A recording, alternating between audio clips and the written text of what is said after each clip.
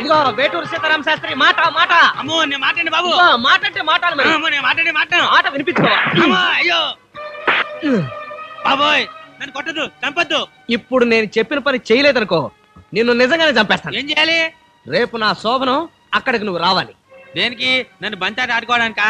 కాదే, నా శోభనం జరిపించాలి. నా ఇనపాదం సంగతి తెలిసి కూడా నా చేత శోభనం చేయించుకునే దమ్ములు ఎవరుకున్నాయి? నాకున్నాయి.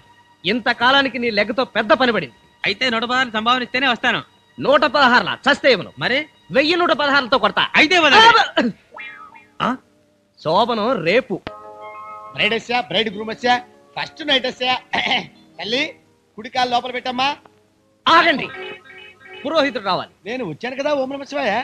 దీనికి నువ్వు సరిపోవు నమ శివాయ. పెద్ద పురోహితుడు రావాలి. పెద్ద పురోహితుడా? అదే లెగ్గు. లెగ్గా? అది ఇక్కడికి ఎందుకు? ఓం నమ శివాయ. తర్వాత చెప్తాను. ఏం వేడి ఇంకా రాలేదు. వచ్చేసా. అమ్మాయ్య రారా బాబు, నీకోసం ఎదురు చూస్తున్నాను. ఇదిగో నీ చేత్తో అమ్మాయిని లోపలికి పంపు. మరి నా సంభావన అండి? లోపలికి వెళ్ళి బయటికి రాగానే వడ్డీ పుచ్చు కొడతా.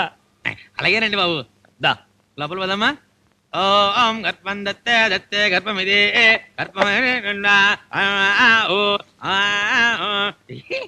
ఇంత మోసం చేస్తారా?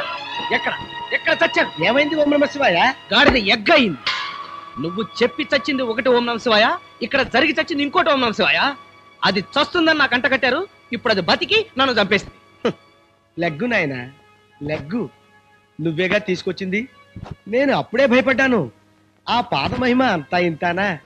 చావాల్సింది బతుకుతుంది, బ్రతకాల్సింది చస్తుంది. సార్ నా పని అయిపోయింది. అవునరా, నీ పని అయిపోయింది. మరి నా సంభావన ఇచ్చేయండి. ఇస్తాన్రా, వస్తున్నా. అర్జెంటు, టైం లేదు. తెల్లారుతూనే తద్దినానికి వెళ్ళాలి. నీకు తద్దినం నేను పెడతానుగా. అటు చూడు. ఆ?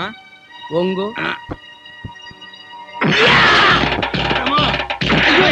అయ్యో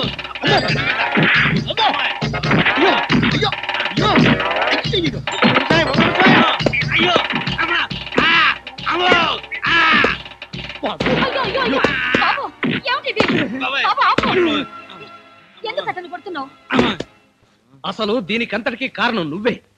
నీ కూతురు చస్తుందని పచ్చి అబద్ధం ఆడి నాకీ దిక్కుమాలిన పెళ్లి చేశావు. అవును బాబు, 1000 అబద్ధాలు ఆడిన ఒక పెళ్లి చేయమన్నారు పెద్దలు. నేను ఈ ఒక్క అబద్ధం ఆడి పెళ్లి చేశాను.